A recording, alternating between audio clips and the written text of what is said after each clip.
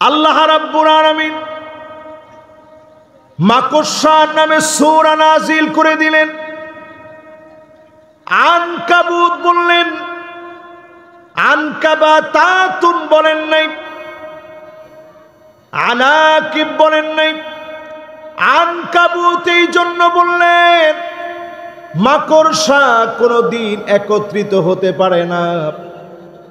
মাকড়সা সব সময় বিচ্ছিন্ন থাকে, মাকড়সা সব সময় একলা একলা চলে, এমনকি নিজে নিজের স্বামীকে খেয়ে ফেলে।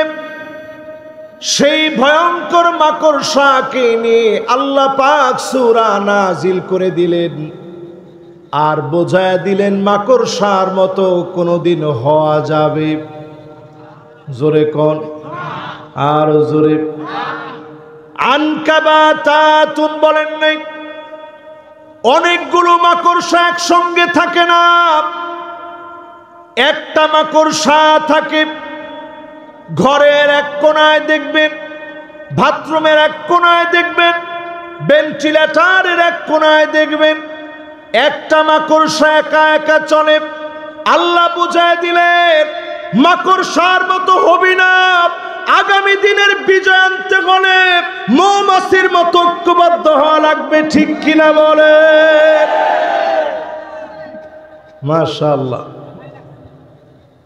এই তো মোটামুটি মাহফিলে যা শ্রোতা আসছে কিছু কাজ হয়েছে। এই মাহফিল থেকে পরিষ্কার আমরা বলবো মাকড়সা হওয়া যাবে না, মৌমাছি হওয়া লাগবে। আরেকটা বিষয় খেয়াল রাখা লাগবে, সুযোগ সন্ধানী মাছি হওয়া যাবে না। মিষ্টিতেও গিয়ে বসবেন, পায়খানাতে গিয়েও বসবেন, এমন মৌমাছি হওয়া লাগবে। শুধুমাত্র মৌচাকের ভিতরে মধু আহরণ করার জন্য বের হওয়া লাগবে, কোন বামপন্থীদের সঙ্গে মেলা যাবে না। আমি কি কথা আপনাদেরকে বুঝাইতে পারতেছি? আজকে খুব বেশি লম্বা আলোচনা করব না, যেহেতু বৃষ্টি ভেজা রাত। কর্তৃপক্ষ আমাকে বলছে, হুজুর খুব বেশি লম্বা আলোচনা আজকে করা দরকার নেই। আপনারা কি বলেন? আপনারা শুনবেন? একজন যুবক শুধু উঠে গেছে, মাহফিলের ভলান্টিয়ার আবার সে। মাশাআল্লাহ, এরা বসে গেলে ইনশাআল্লাহ আমি আলোচনাটা বেশি লম্বা না করলেও একেবারে শর্ট করে আপনাদের হক নষ্ট করব না। তাইলে বলেন, মাকড়সা হওয়া যাবে? মাছি হওয়া যাবে? কি হওয়া লাগবে? জোরে কোন, কি হওয়া লাগবে? আল্লাহ পাক সূরাতুন নাহল মৌমাছির নামে সূরা নাজিল করলেন। কোরআনুল কারীমের 16 নং সূরা এটি। বর্তমান বিজ্ঞান গবেষণা করে অবাক হয়ে গেছে, মৌমাছির শরীরের ভিতরে 16 জোড়া ক্রোমোজোম আল্লাহ দিয়েছেন। 16 জোড়া ক্রোমোজোম দিয়ে বানিয়েছেন। 16 নম্বর সূরা সূরাতুন নাহল আল্লাহ নাজিল করে দিলেন। আল্লাহ বুঝায় দিলেন, গোলাম মৌমাছির মতো হও, মাছির মতো হও না, মাকড়সার মতো হও না। আজকে যদি আমরা মৌমাছির মতো হই, শুধু বাংলাদেশে না, যেখানেই আমাদের চাকে আঘাত করবে মৌমাছির মতো আমরা ক্ষিপ্ত হয়ে যাব, ঠিক কিনা বলে? ফিলিস্তিনের দিকে তাকায় দেখেন, আহারে মুসলমান, পেটগুলা পিঠের সাথে লেগে গেছে ছোট ছোট বাচ্চাদের। মুসলমান মা বোনদের ঘরে খাবার নাই, মুসলমানদের ঘরে পানি নাই, খাবার নাই, কিচ্ছু নাই। কিন্তু ছোট একটা বাচ্চারে সেদিন প্রশ্ন করা হলো, তুমি তো ছোট্ট একটা মানুষ, মাথার উপর দিয়ে ইসরায়েলের বোমার বিমানগুলো চলতেছে, তোমার কি ভয় লাগে না? ছোট্ট বাচ্চাটা জবাব দিয়ে বলে, এই জায়গায় তুমি বোমারু বিমান দেখতেছো মাথার উপরে, এরও লক্ষ কোটি বিলিয়ন ট্রিলিয়ন গুণ উপরে আমার আল্লাহ।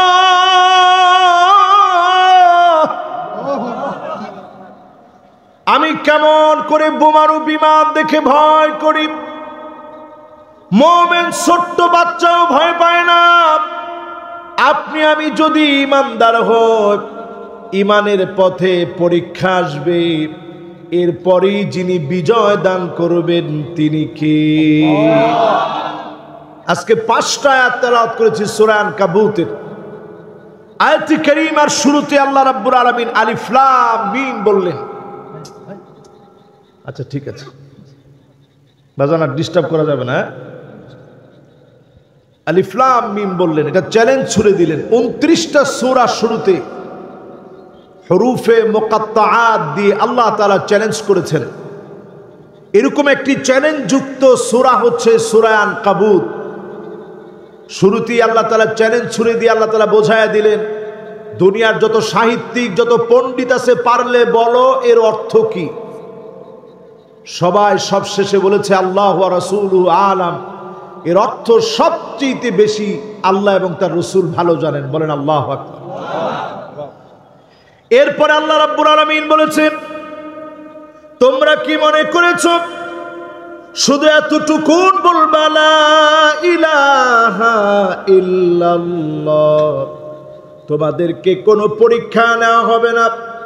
যুগে যুগে যারা কালেমার দাওয়াত দিয়েছে, যুগে যুগে পরীক্ষা দেওয়া লেগেছে। আল্লাহর হাবিব শিয়াবে আবু তালেবে পরীক্ষা দিয়েছে। গাছের পাতা পর্যন্ত নবীজি চিবায় চিবায় খেয়েছে। যেই নবীর জন্য খানার কোনো অভাব ছিল না, উহুদ পাহাড়কে নবী ডাক দিয়ে যদি শুধু মনের ভিতরে নবী আনত, এই উহুদ পাহাড়টা যদি স্বর্ণ হয়ে যেত, নবীর মনে আসতে দেরি হতো। যিনি স্বর্ণ বানায় দিতে দেরি করতেন না তিনি কে? সেই নবী শিয়াবে আবি তালেব ওই গিরিপথের ভিতরে জেল খাটলেন। আল্লাহ রাব্বুল আলামিন যখন আয়াত নাযিল করলেন, আল্লাযী ওয়া ইয ইয়ামকুরু বিকাল্লাযীনা কাফারু লিয়ুথবিতুকা আও ইয়াকতুলুকা আও ইউখরিজুক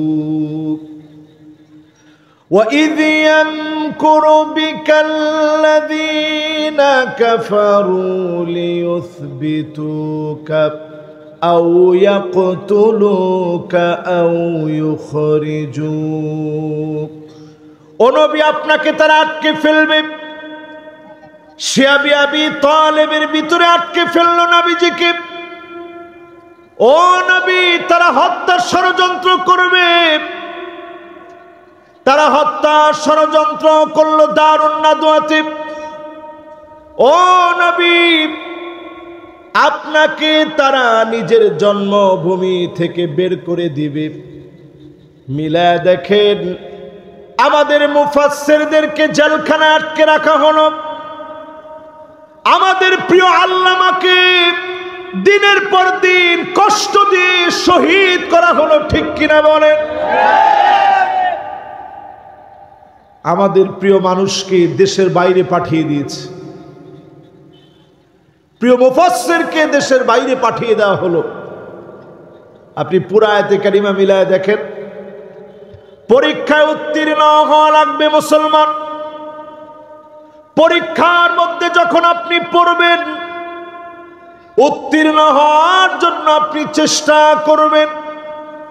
আল্লাযীনা ইযা আসাবাতুহুম মুসিবাহ ক্বালু ইন্না লিল্লাহি ওয়া ইন্না ইলাইহি রাজিউন।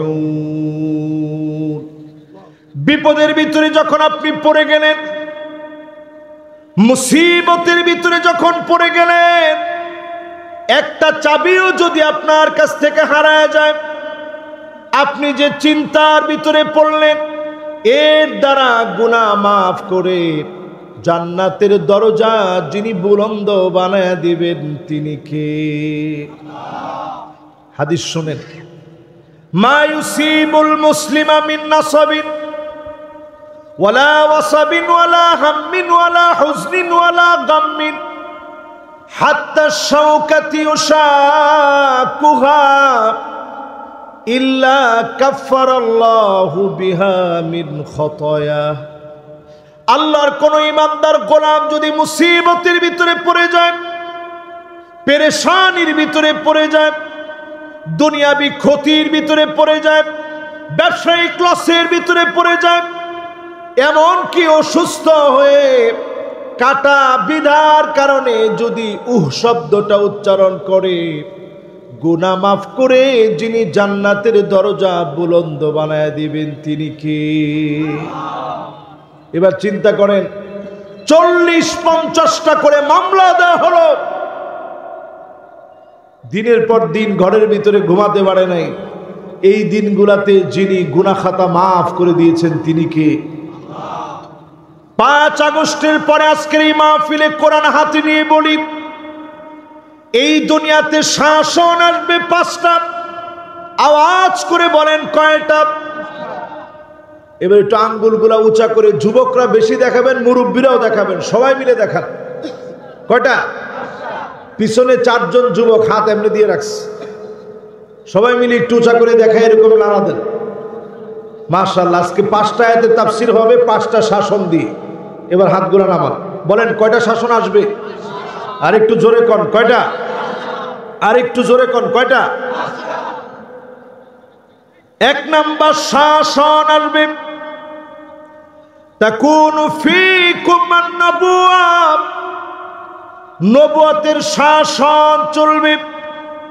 আল্লাহ নবী জমিনে শাসন করে দেখা গেলেন কেমন করে শাসন করা লাগে। নবীজি শাসন করে দেখায় গিয়েছেন।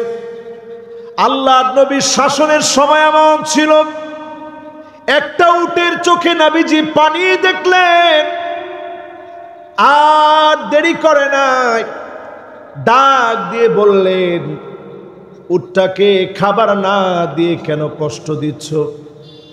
এই উটের দায়িত্বে যে আছো তুমি দাঁড়াও।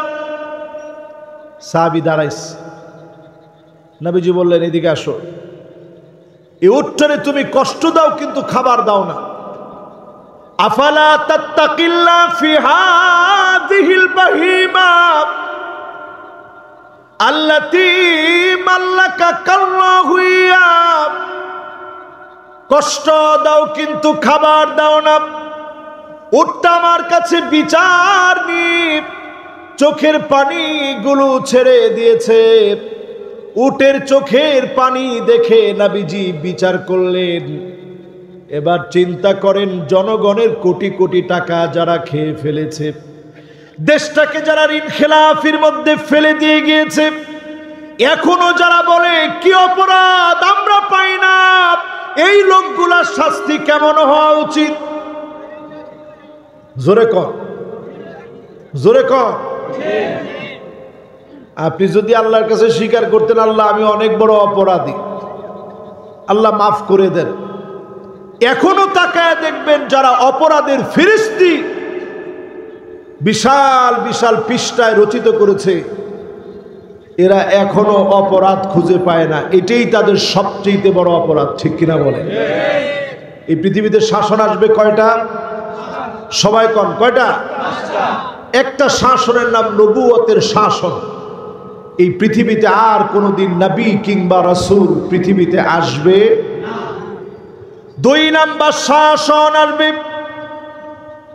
ثم تكون خلاف على منهاج النبوة, আল্লাহ নবীর দেখানো পথ অনুযায়ী এই জমিন শাসন হবে। একদিন 2 দিন না, 32 বছর 6 মাস ধরে এই জমিন শাসন হয়েছে। অর্ধ পৃথিবী খলিফাতুল মুসলিমিন আমিরুল মুমিনিন ওমর রাদিয়াল্লাহু তাআলা আনহু শাসন করেছে। সারা দুনিয়াকে তাক লাগায় দিয়েছে। 32 বছর 6 মাস ধরে তাকায় দেখেন একটা টাকার দুর্নীতি কেউ বের করতে পারে নাই, ঠিক কিনা বলে? একটু জামাটা বড় হয়েছে, প্রজারা জিজ্ঞাসা করছে এত বড় জামা হয় কেমনে? হযরত ওমর রাদিয়াল্লাহু তাআলা আনহু চেহারা লাল হয়ে গেছে। সন্তান বলতেছে, আব্বা আমি একটু জবাব দেই। সন্তান জবাব দিছে, আমার আব্বার পোশাকটা একটু লম্বা হয়েছে, আব্বা যেহেতু খলিফাতুল মুসলিমিন, আমি নিজের পোশাক না বানায়া আব্বাকে দিয়ে দিয়েছি, ওইটা দিয়ে আব্বার কাপড় আর আমার কাপড় মিলায় পোশাক বানাইছে। জোরে করে আল্লাহু আকবার। খলিফাতুল মুসলিমিন, আমিরুল মুমিনিন, 1 মাস চলতে কষ্ট হচ্ছে, অগ্রিম বেতন চেয়েছেন রাষ্ট্রীয় কোষাগার থেকে। আবু উবাইদা ইবনুল জাররাহ রাষ্ট্রীয় কোষাগারের দায়িত্বে যিনি ছিলেন, অর্থমন্ত্রী যিনি ছিলেন, উনি লিখে পাঠিয়ে দিয়েছেন, আগামী 1 মাস আপনি বাঁচবেন, আগে আপনি গ্যারান্টি দেওয়া লাগবে। জনগণ আপনাকে 1 মাস ক্ষমতায় রাখবে, গ্যারান্টি দেওয়া লাগবে, তবে আমি 1 মাস অগ্রিম বেতন দিব। আর আল্লাহর কাছে হযরত ওমরের জন্য 2টা হাত তুলে কাঁদতেছিলেন। একজন খলিফাতুল মুসলিমিন হয়ে রাষ্ট্রীয় কোষাগার থেকে 1 মাসের অগ্রিম টাকা চায়, চলতে না পারার কষ্টের কারণে টাকা চেয়েছে। হযরত ওমরের কাছে চিঠি যখন গিয়েছে, তিনি চিঠি দেখা মাত্র চোখের পানি ছেড়ে দিয়েছে, আল্লাহর কাছে দোয়া করেছে, আল্লাহ এমন নিরাপদ অর্থমন্ত্রী যদি থাকে, আমার রাষ্ট্রের কোনো চিন্তা হবে না। আর বাংলাদেশের দিকে তাকায় দেখেন, এক একজন খেতে খেতে রাগব বোয়াল হয়ে গেছে, ঠিক কিনা বলে? এদেশের ভাগ্যের পরিবর্তন যদি আনতে হয়, স্লোগান হতে হবে একটা, 54 বছরে সব দেখা শেষ, সামনে হবে আল কোরআনের বাংলাদেশ। আমার সাথে কি আপনারা সবাই একমত? জোরে বলেন, সবাই একমত? তাহলে এই পৃথিবীতে শাসন আসবে কয়টা? 5টার ভিতরে প্রথম শাসনের নাম কি? নবুয়তের শাসন আর এই পৃথিবীতে আসবে না, আমার নবী শেষ নবী। 2 নাম্বার শাসনের নাম খিলাফা, খুলাফায়ে রাশিদিনদের শাসন। 3 নাম্বার শাসন আসবে সুম্মা মুলুকান আদান, এই পৃথিবীতে শাসন আসবে যেই শাসনকে বলা হয়েছে রাজার ছেলে রাজা হব, একের পর এক বংশ পরম্পরা রাজার ছেলে রাজা হবে।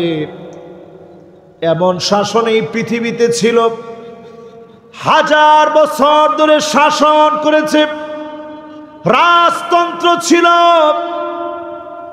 এরপরে আল্লাহর হাবিব বলেন সুম্মা তাকুনু মুলকান জাবারিয়া, এরপরে আসবে স্বৈরা শাসন, আলেমদের উপরে জুলুম হবে, নির্যাতন হবে, মিথ্যা মামলা হামলা দেওয়া হবে, ঠিক কিনা বলেন? এটা 4 নাম্বার শাসন। এই জমিনে শাসন আসবে কয়টা? 1 নাম্বারটার নাম কি? জোরে কর। 2 নাম্বারটার নাম কি? 3 নাম্বারটার নাম কি? রাজতন্ত্র। কি তন্ত্র? 4 নাম্বারটার নাম কি? স্বৈরাচার। আমার মনে হয় 5 তারিখের আগে হাদিসটা বললেও ঝামেলা হইতো, ঠিক কিনা বলেন? এবার একটু হাদিসটা মিলায় দেখেন, স্বৈরাচারের পতন শুধু বাংলাদেশে শুরু হয় নাই, স্বৈরাচারের পতন সারা দুনিয়ার ভিতরে শুরু হয়ে গেছে। একটা একটা করে স্বৈরাচারের পতন হবে, আগামী দিন হবে কালেমার বিজয়, বিপ্লবের দিন। সকল জায়গাতে বিজয় শুরু হয়েছে, সবচেয়ে আগে শুরু হয়েছে বাংলাদেশ। ঠিকটা এখন বলেন না কেন? তার মানে বাংলাদেশে জুলুম কম হয়েছে না বেশি হয়েছে? এই বেশি জুলুম হওয়ার কারণে বাংলাদেশকে আল্লাহ ভালোবাসেন। আমি এই কয়েকদিন আগেও কয়েকটা দেশ ঘুরে আসছি। আল্লাহকে যদি কসম করে বলি, আল্লাহ আপনার দিকে যদি কসম করে বলি, এই দেশটারে যে আল্লাহ ভালোবাসে এর অনেক অনেক অনেক কারণ আছে, ঠিক কিনা বলেন? এই যে আজকে বৃষ্টির ভিতরে মাহফিল হচ্ছে, পৃথিবীর ওয়ার্ল্ডের কোন জায়গায় আপনি এরকম লোক পাবেন যে বৃষ্টির ভিতরে বসে বসে মাহফিল শুনতেছে? কনসার্ট শোনার জন্য, শরীরটাকে একটু উত্তপ্ত করার জন্য সারা ওয়ার্ল্ডের ভিতরে মিছিল চলে। পৃথিবীর ভিতরে গেমিং এর জন্য সারা ওয়ার্ল্ডের ভিতরে মানুষ মাতোয়ারা হয়ে যায়। বিভিন্ন রেসের জন্য মানুষ মাতোয়ারা হয়ে থাকে। কিন্তু বাংলাদেশ এমন একটা দেশ যেখানে প্রত্যেকটা রজনীতে আল্লাহর কোরআনের কথা শোনার জন্য পঙ্গপালের মতো মানুষ ছুটে আসে।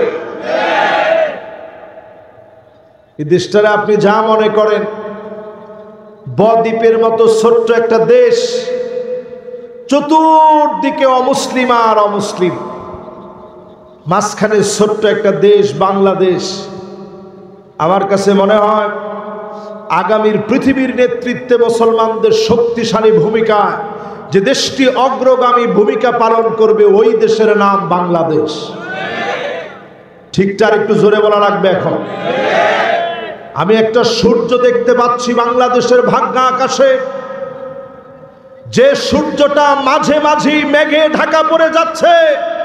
যদি শক্তভাবে, শক্ত হাতে আল্লাহর কাছে চেয়ে যদি তাওয়াক্কুল নিয়ে, ইয়াকিন নিয়ে আগাতে পারেন, আগামীর সূর্য হবে কালেমার সূর্য। কেউ আটকা দিতে পারবে না, পারবে না, পারবে না। এই মাহফিলে যারা বসছেন, হিম্মত নিয়ে যদি বসে থাকেন, আপনাদের কাছে প্রশ্ন করি, শাসন কয়টা? পাঁচটার ভিতরে চতুর্থ নাম্বার শাসন আমার মনে হয় বাংলাদেশ দিয়ে আল্লাহ দেখায় দিয়েছে স্বৈরাচারের পতন। ঠিকটা একটু আসতে কর। বাংলাদেশ থেকে শুরু হয়ে সিরিয়ায় গিয়েছে। আমি এবারও দেখে আসছি ওয়ার্ল্ডের অনেক জায়গায় পরিবর্তন হওয়া দরকার। অলরেডি শুরু হয়ে গেছে বহু জায়গায়, জায়গায় জায়গায় সামনে শুধু পরিবর্তনের কথা শুনবেন, সব স্বৈরাচারের পতন। জোরে করে আল্লাহু আকবার।